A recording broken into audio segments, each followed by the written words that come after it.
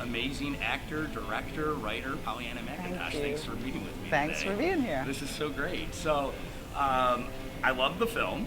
Thank you. And Glad. And I had seen your work in Walking Dead, right? Obviously, I've been a fan of that show, watching it from the beginning. Cool. But I never really dug into like your history, your background, and I'm fascinated by your background, and I'm kind of going to ask you maybe a big, broad question, but you had done everything. You went to acting school, and you were up like a model for a long time. Yeah. Do you ever think to yourself, what if I had gone left instead of going right and sticking with acting? Because I know your dad kind of started doing it, but he gave it up to start a family. Did you ever think, maybe I could just stick with the modeling career or stick with one thing? I mean, I think we're grateful that you became an actor and did all that. You know, modeling was a great way for me to start earning money at a young age and having independence, which was what I was ready for at that time. Yeah. I traveled around the world, I met wonderful people, I worked with wonderful creatives, but there's a lot of the business that's actually really boring as well. Yeah. You know? Yeah. And when I graduated from uni,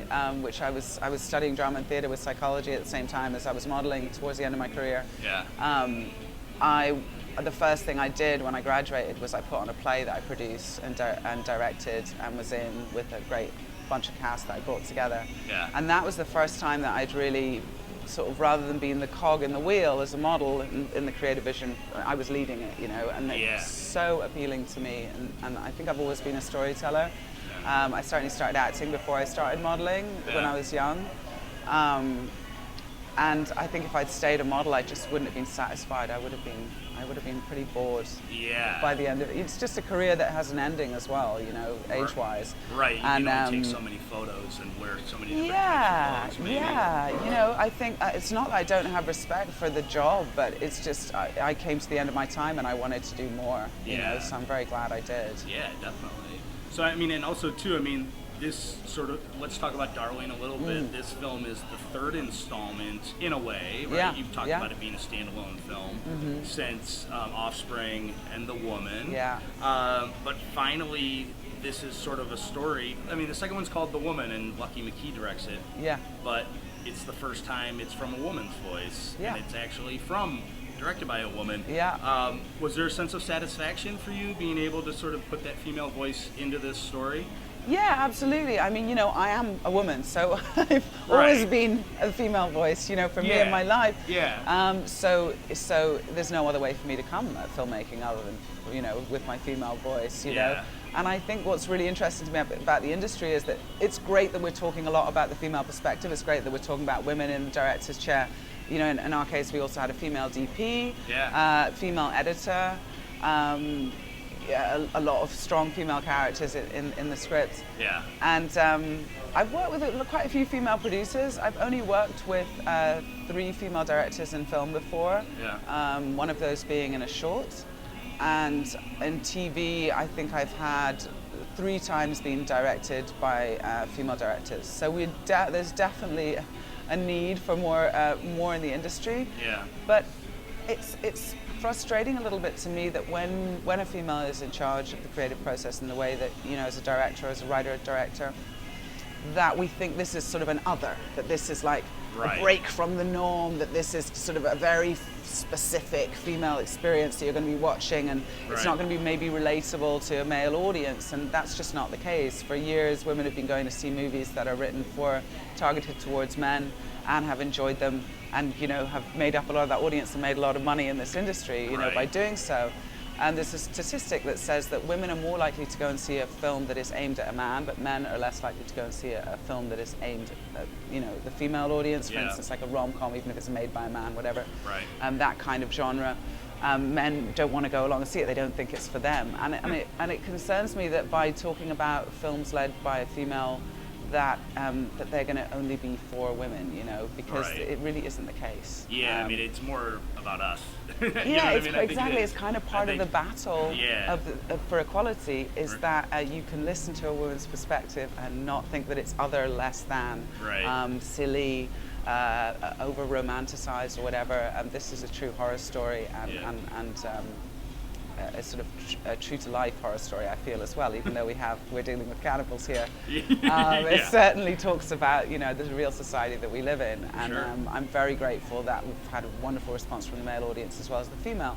And again, not to discount that female audience, because I'm super excited to see women come and see this movie and For sure. hopefully be inspired by it as well. Yeah. And I know that I was actually talking with a female producer about this last night, that because we're so used to not having role models, that when you do see one, for me certainly, I went, oh, I did need a role model. I did need to see somebody else do it before me. Right. And I feel very lucky and very honored and very excited and grateful that perhaps I could be that for some women coming to see this movie, and some young women as well, to say, Sure. look, we can do it too, we do it well, and it's our time. Yeah, definitely.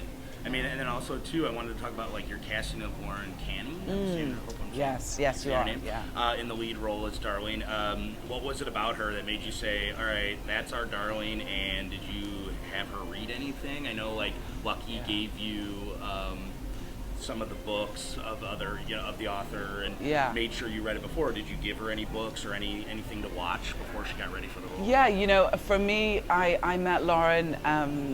She was the first person that I met in the waiting room for the audition. I was in first, and she was the next person to show up. And I saw her from through the glass, and I saw that she was having trouble working the intercom just as I had. It was a difficult building to get into. So I popped out to help her get in, and she was just so natural and earthy and funny and warm and open.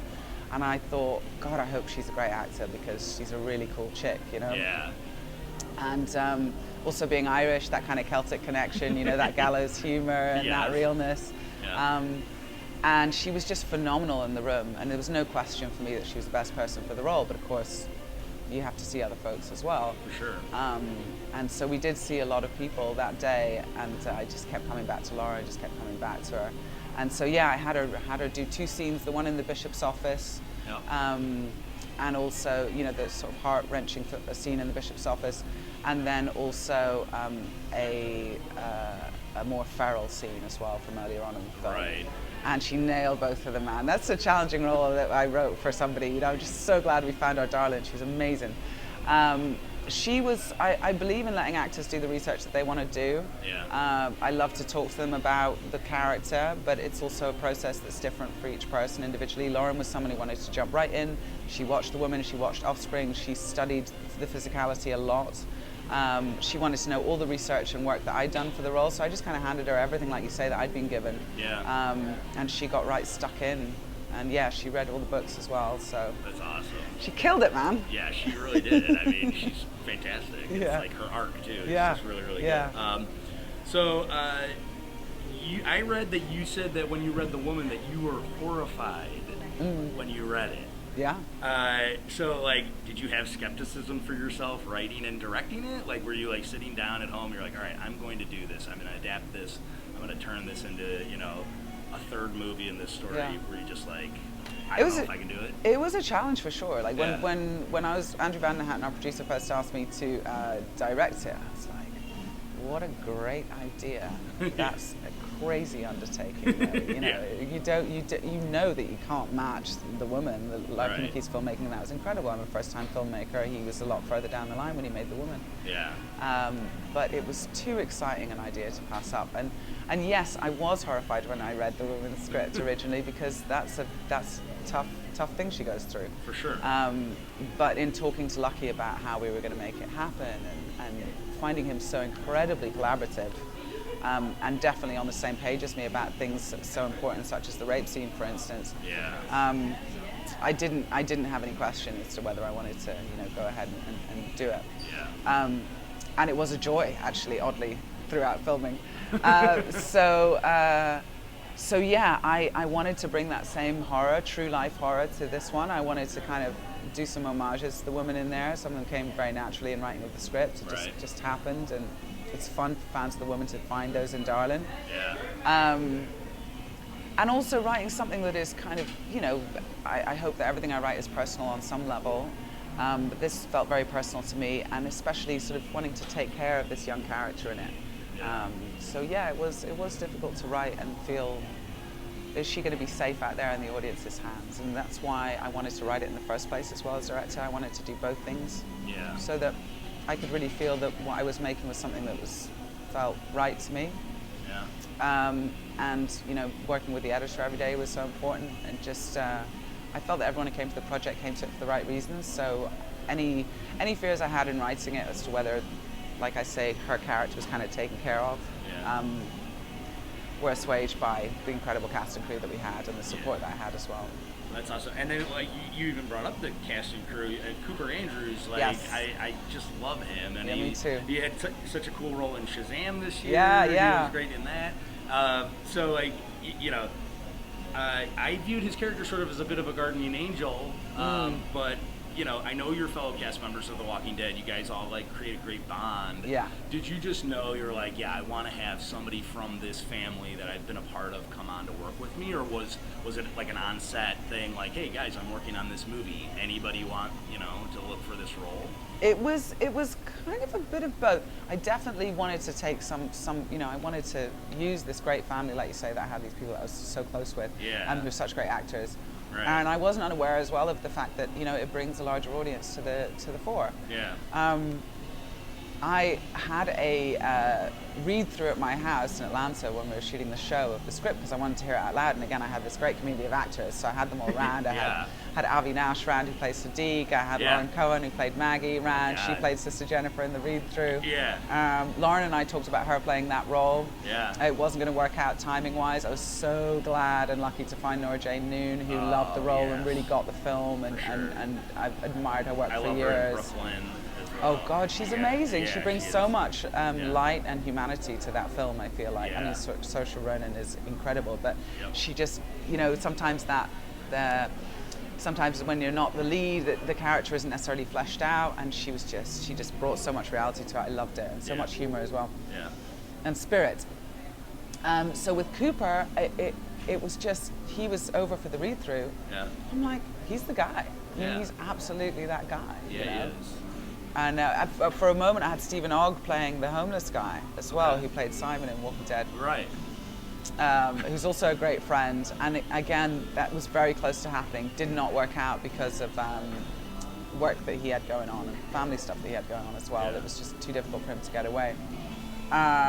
It's one of those things, and I find this from a lot of filmmakers, that things work out how they should, For sure. I had 3 of my castmates in there because I got Sabrina Gennarino as well playing Charity, and Thomas Francis Murphy playing the Cardinal. Both of those were my right and left for Jadis in the show. Yeah. And it's funny because I ironically cast them as the Cardinal and the whore, like a pimps and prostitutes party. Yeah. Sorry, vicar and tarts party. That's a sort of traditional British dress up. Of course, we're wonderfully perverse. Yeah. To have a tarts and vicars party, and so they were the tart and the vicar. That's awesome. So great. Yeah. So I kind of I do love the like female empowerment sort of message that Darlin has. I feel like for your character in this, let's talk about your acting side a little bit. Your character has a little bit of a like stalking Grim Reaper-ish kind of like approach. But after making 3 films with this character, with that arc, has your opinion of her evolved? Like by this time, are you, there's a lot more empathy in the woman, obviously. There's a lot more, I don't know if the right word is sort of, she's a feral character in, what am I forgetting the name of the first one? Offspring. Yeah. So the character here now is like very protective, but also sort of like a ghost, a shadow that's stalking and bringing death. Did you sort of feel to yourself, all right, this is just where she's at, or were you like, this is where this character has evolved? Yeah, I mean, it was really, really fun. One of the reasons that I got to write the script was because, like you said, Polly knows this character inside out. Like, who better to write it, Right. And he'd also seen some of my other work. I'd made a short film, and he'd seen my writing there, and so it was great to have his encouragement in that department. And I feel he's right. Like, I knew the woman so well at this point. I played her in 2 films, and for me, she's under very different circumstances throughout, but she is the same character. She's not caring what people think about her. Yeah. She's after a single goal, and she goes for it hell for leather. Yeah. She chooses who to kill. She doesn't have shame or guilt about her cannibalism. Right, right. Sounds so weird.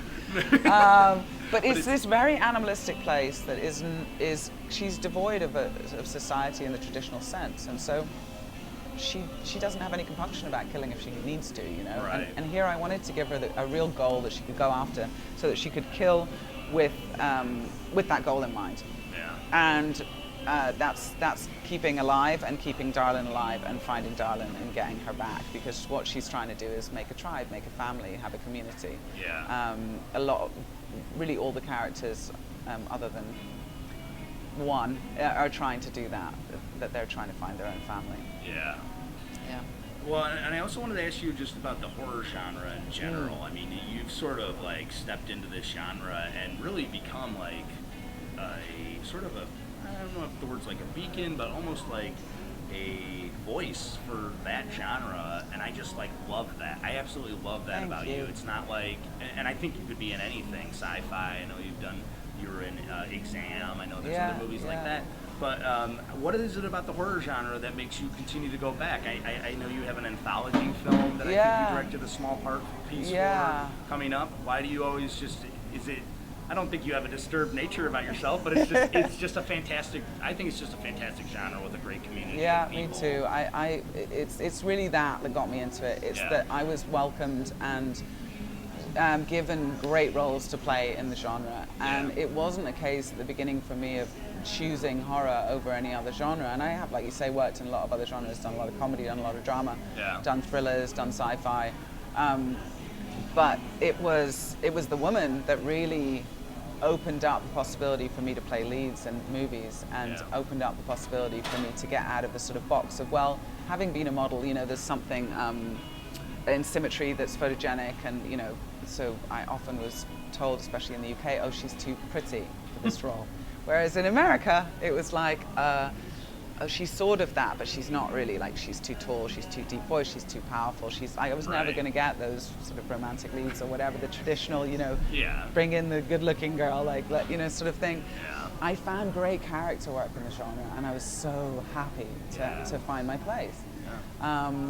And I say my place, but also the opportunity to play very different roles in different films within the genre, and I just found great storytelling there and great characters, and so the horror genre and community, like you say, really welcomed me in and have continued to make me feel that I have a purpose and a place in storytelling in that genre, and so I will always continue to do great horror scripts, and I'll also continue to do the other kind of work I do as well, because really it's about the same thing. It's about great storytelling, and it's so bizarre to me that people sort of can look at the horror genre and discount it.